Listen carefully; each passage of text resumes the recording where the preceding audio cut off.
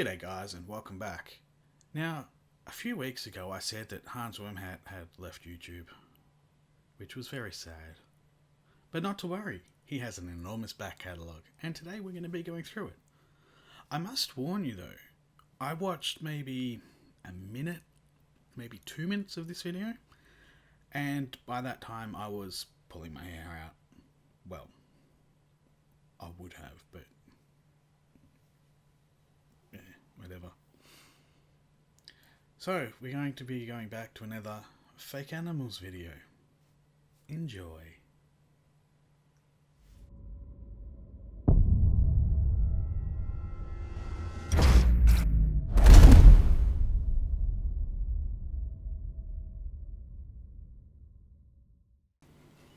Today I'm just going to explain as simply as I can why people make up animals. I look forward to hearing why people make up animals. For the life of me, I can't think of one good reason why they would. Huh. I hope you do explain it to me. Something new. Way back in the day, if you've ever looked at really old maps that have oceans on it, you'll usually see a few scary ocean monsters drawn on the map. And people have been telling tall tales of fake animals probably since the beginning. As for animals drawn on maps, here's some examples.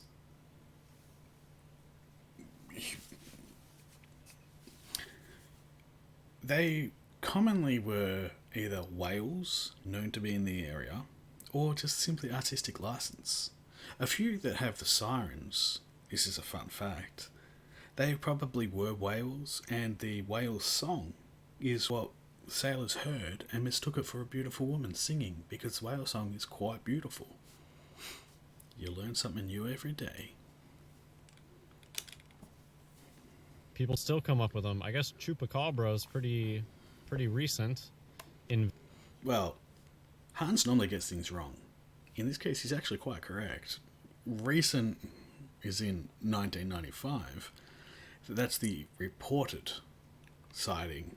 There are sightings going back as far as 1975, I believe it was.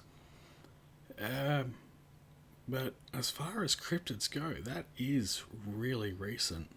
Most cryptids are like Bigfoot, and they go back 1800s, maybe even earlier. We've got our own cryptids here, but they go back 10,000 years, maybe more, maybe 50,000 years. Quite interesting. I've done a video on it before. You should check it out. It's just nothing new. Chupacabra, got the jackalope. The jackalope is a joke. It was... The only one you've shown here so far that is a cryptid has been the chupacabra. Jackalope, drop bears, although drop bears are very, very deadly and you should be very wary of them when you come here. I can sell you a stone that will protect you from them. But even drop bears, everyone knows, are a joke. And I don't see why you would bring these up. Everyone, they're not even hoaxes. They're a joke. Everyone knows that they are a joke.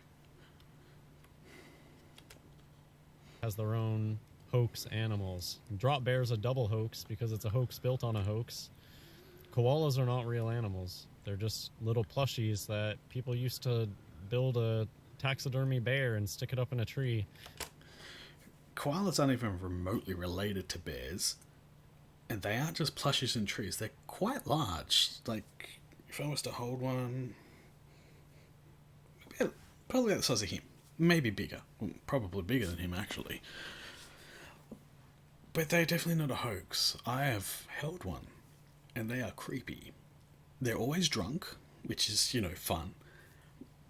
But they are definitely real, and all the ones that died in the bushfires, like, if they were fake, why were people risking their own lives to rescue a fake animal or a plushie shoved up in a tree?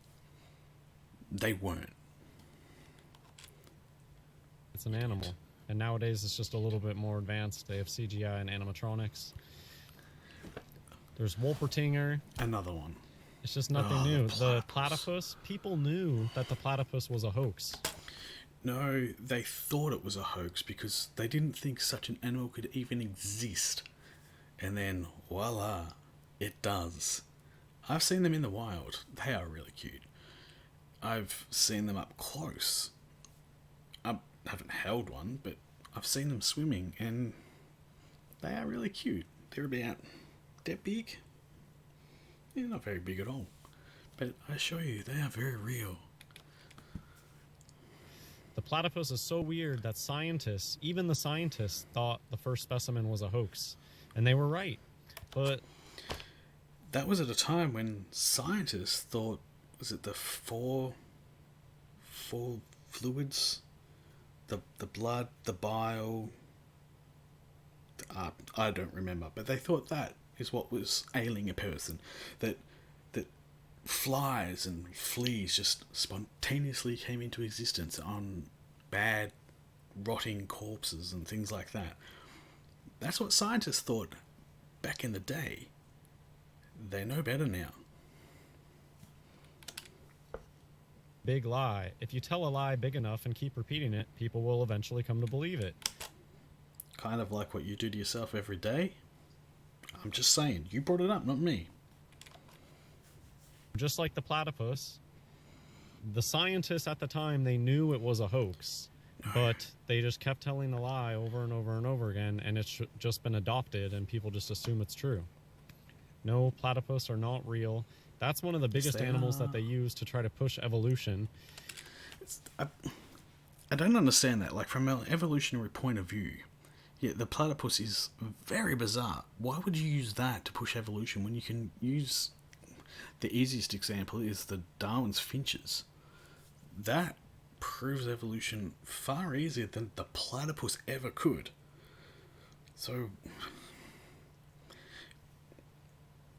is your brain connected to your mouth? Like, do you think about these things beforehand? Or do you just go, looks fake, must be fake?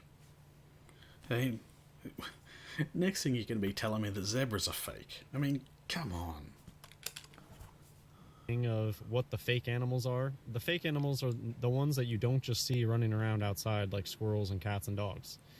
The fake animals are the special ones that you need to see on the TV or at the zoo.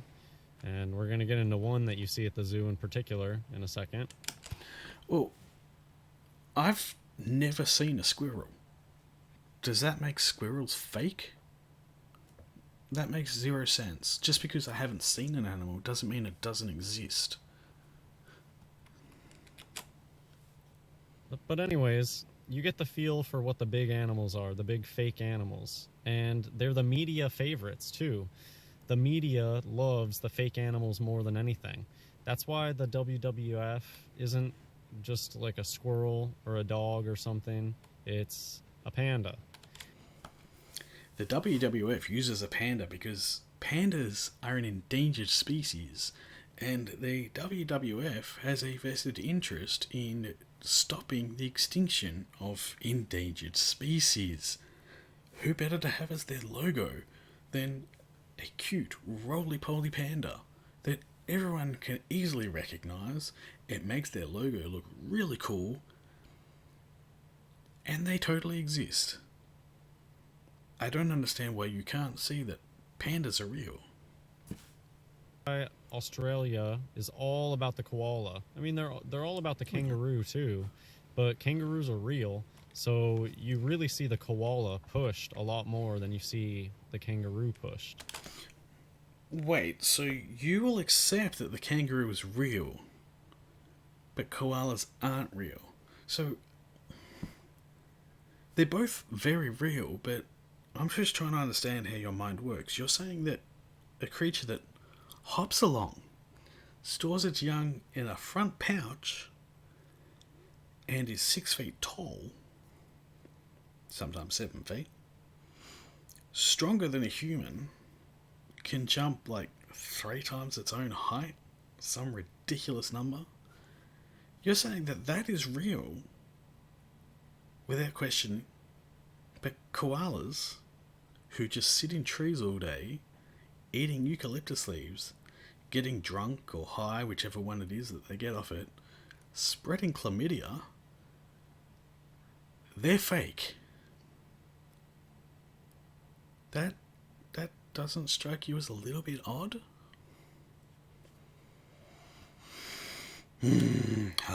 Hans. If you can think back to the wildfires, they were constantly having stories about koalas in the wildfire, but I think I saw one story about kangaroos in the wildfires. And that's because here's something fun you should know about fires. Fires burn trees. A lot of trees. Koalas live in trees. Really high up those trees. And as I said, they're either drunk or high most of the time because they eat eucalyptus leaves, which they climb the trees to get to, and it makes them drunk or high, which makes them very sleepy, and they will sleep through a bushfire until it is burning their ass. Kangaroos live on the ground. They can't climb trees, and they can get away from fire pretty quick. Koalas, takes them a while to climb down the tree and try and run away from the fire. That's why people were more concerned about the koalas than the kangaroos. Yes, kangaroos did die. I'm not going to be showing you any pictures of any of this because it is really, really distressing. You can look it up. I don't recommend it, but you can look it up. I was going to put some into this video, and then I looked them up. I won't be doing that. Alright, it is very distressing. But kangaroos can move across ground faster than koalas. It's really not that hard to understand. And they just make all these stories about their stuffed animals. People would go out into the woods, wherever they keep these plushies up in the trees, and they would save the plushies, and then they love to make their viral video. If that were the case, don't you think some evidence, video evidence, would have appeared of somebody holding a disintegrated plushie or an animatronic with its metal arms and everything inside it going... Don't you think something like that would exist? Photos and videos of injured animals exist. Not a single one of a plushie being burnt up a tree, or somebody holding a melting remains of a plushie, because they melt real easy, and someone would have gotten to one before it burnt, otherwise they wouldn't be rushing into the trees that are burning. But there is nothing like that. That doesn't strike you as a little bit odd? Just saying. Oh, look at these things that I saved. And yeah, there was some bad footage out of that. Anyways, I'm going to spend probably the bulk of this video just talking about this one fake animal in particular. That was only the intro. Not a fake animal in that it's not alive. It's that they take an animal that is alive, say a donkey or a horse, and they camouflage it, they paint it, and they tell you that it's a new animal. And it's one that you can clearly see the brainwashing when you're able to step back and look from afar and see how many times were you told Z is for what? Z is for zebra. Gets told to you about 1 million times when you're growing up. That's the only reason that you believe in zebras, is because Z is for zebra has just hypnotized you into living in a place where you can't even question it. Or, I'm going to go out on a limb here, or Z for zebra is easy for children to remember because zebras are animals and children love animals. Why would they make it up? Can you think of any other words beginning with Z that would be easy for a child to remember? I only know a handful of words starting with Z. I can think of maybe 2 right now. Zebra, zenith. Yeah, I've got nothing else. Why do you think a child would remember a zebra, which is an animal, rather than a zenith, which is the point directly above you? Can you take any guesses? Moron. They're painted that way. Well, that's the secret. So this is from the Wikipedia article on animals in the Bible. And if you go and you read where it talks about the ass, and it talks about how it's such a huge, it's a very important animal in the Bible. And then when you just keep reading, get down to this part. The custom was introduced very early, as it seems, and still prevails, to paint the most shapely and valuable donkeys in stripes of different colors. And I don't know about you, but I've never seen a donkey painted up with green and white stripes. I've never seen a horse painted up with blue and white stripes or any color combination. Why don't I see green and red striped horses around Christmas time? And just because you haven't seen it, it doesn't mean it didn't happen. It does happen today. You go to like a Renaissance fair. We don't have them here. I've only seen them on TV or whatever. If they actually exist, and see that they paint their horses. They used to paint animals in colours to show that they were wealthy, and they could just waste this wealth on these animals, these beasts of burden. Look, I'll show my wealth by painting this with green, or red, or ochre, whatever they call it. People in the old days would do these things, as I said, to show their wealth. It's not that hard to understand, and a 2-second Google search will show you this. But you think everything on Google is fake. the secret, but they're telling you plainly here that it still prevails. Do you just see how clearly whoever wrote this knew about the secret about zebras? The custom was introduced very early, as it seems, and still prevails to paint the most shapely and valuable donkeys in stripes of different colors. Today, their favorite colors to paint them are black and white, and they tell you it's a zebra. Zebras have so much programming out there kind of hinting at the truth. There's 1,000,001 comics of the stripes falling off of a zebra or somebody painting stripes on a zebra. That's because it's funny. Comics are meant for humour because it's funny. The stripes falling off a horse is a big joke. Right? That people paint them because people can't believe that an animal would have striped skin or striped fur. They don't have striped skin. We'll get to that shortly. But what about tigers? Tigers do actually have striped skin. And as for this image, you can see it says a horse disguised as a German cavalry zebra. A horse that has been painted. Pay close attention to the legs of this horse. See the stripes, how they're thick bands and they're quite far apart as well. The painting on this horse is really well done to begin with, especially in the upper body and on the rump, how the stripes actually do follow around. How there's 2 stripes, you can see one coming up and one coming down, and they don't actually touch. That's really, really well done. Moving on. Instances of things like this where they will tell you that you disguise a horse as a zebra.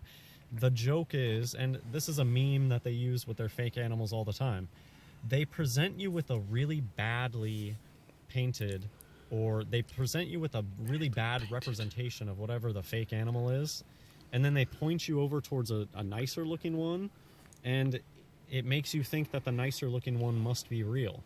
Oh, if this really bad attempt, right? This is like if a non-artist attempts to paint up something to look like a zebra.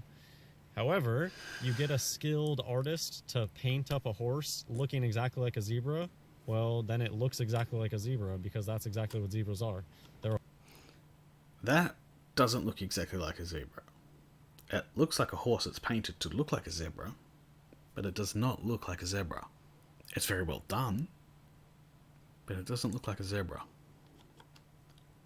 skilled artist paint stripes on them. Right? What makes a painted horse? It's a zebra that doesn't pass. That's basically it. What is a painted horse? It's a zebra that doesn't pass as a zebra. They didn't do a good enough job painting it. Back in the days, the rich aristocrats would be able to ride these things because they're just horses, and nowadays they tell you a bunch of lies about why you can't ride them, and it's just because they don't want the secret out. That's why they don't let anybody ride zebras, because they don't want the secret out. But the Masons are really good at keeping these secrets. They know that even if somebody goes out and tells the truth, there's going to be a ton of people that can come out of the woodworks and shame them for pointing out the simple truth that zebras are painted that way. That's why some... Okay, there's a lot to break apart in that one, but Masons and not being allowed to ride a zebra? I wouldn't want to ride one anyway, but I'm sure back in the day, yeah, the aristocrats did ride them. They were basically pieces of shit, so they would do anything that they really wanted to until, other groups came in and said, no, you can't do that. Now, people probably still do it today, but it's not as common.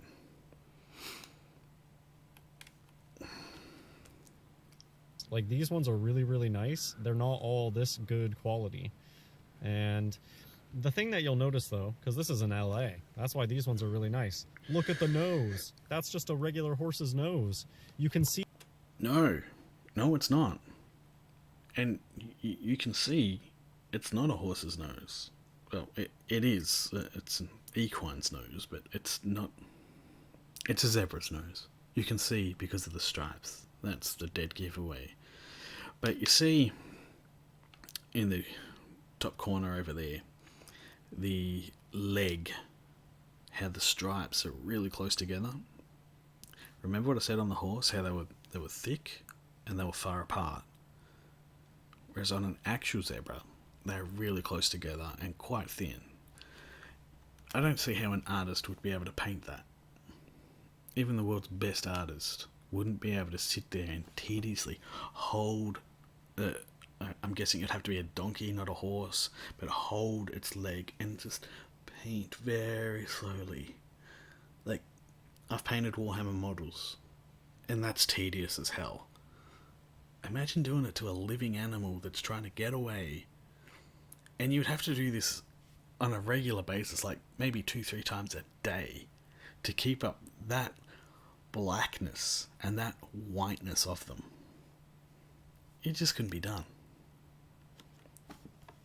Paint all the way up the nose, probably because it irritates the animal. When they drink water, that's probably why. Look, that's just a horse's nose. That's a horse. That's not a zebra. So, when people are like, are zebras black with white stripes? Are zebras white with black stripes? Neither. They are clearly brown, and they've been painted black and white. Actually, fun fact, zebras are black with white stripes. Their skin is black underneath all those stripes. But you see, on the mouth, probably about the corner of the mouth, it's got the black there. Imagine an artist trying to paint on an animal. Even the nostril has, across the top, that arch. That is a darker black than the rest of the animal. I don't see how you could mistake it for anything else. Like, it is clearly a zebra. It is not a horse. It is not a donkey. How do we know this? Well, let's take a look. This is a zebra. You see the ears. How the ears are rounded.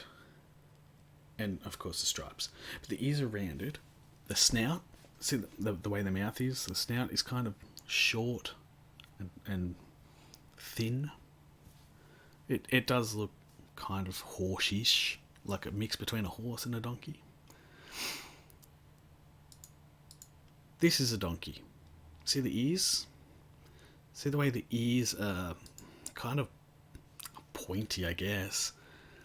And its mane is very thin. It does have that very stout face, but its nose, it doesn't have that curvature to it the way that the zebra did. And then we have the horse. Majestic beasts. They have shorter ears that are pointy, the long face. And again, it doesn't have the curved snout that the zebra did. There is a difference between all three.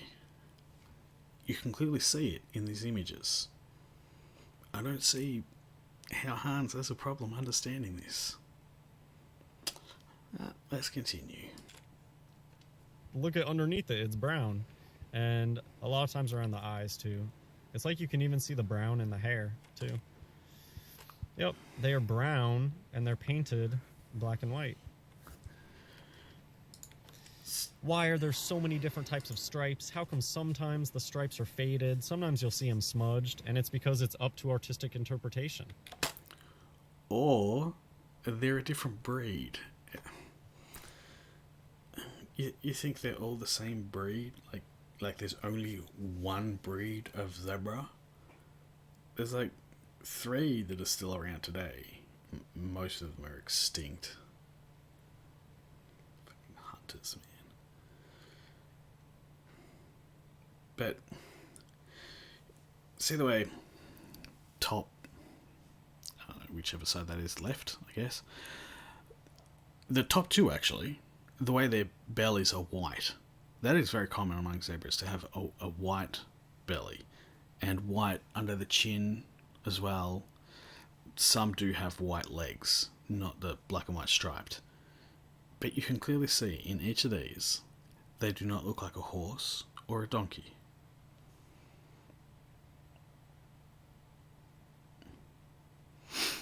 Well, we've been watching this for 8 minutes now. I don't want this video to go on for too long. It's already at half an hour. So, I think we've proven enough that zebras aren't horses or donkeys. So, let's go to the big screen and we'll close it out. Well, there we have it, guys.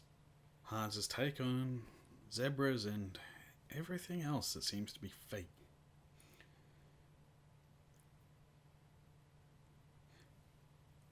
I have an idea. In the comments below, let me know what animal you would say is fake if you thought all animals were fake. Just for a bit of shits and giggles. It's nothing serious. No judgment will be passed upon you for saying this animal's fake. Unless it happens to be absolutely outrageous. Like octopus. They're not fake. They're suspicious. They're going to take over the world. You want aliens? Octopus. I'm telling you. They're gonna evolve and they're gonna take over. Mark my words. Anyway, thank you all so much for watching and joining me on this journey into absolute insanity. As always, a special thank you to Purple Haze and Pyramid Head, as well as new patron Lisa, for supporting me over on Patreon, obviously. You too can join the Patreon, where you'll get access to early videos, as well as the extended cuts of these videos, where stupid things happen, like me making mistakes and making an idiot of myself, or forgetting to hit record the first time you make this video. Just have to double check, make sure I hit record this time. I did. It's okay. With that said, thank you for watching, and until next time, friends, remember, don't be a dick.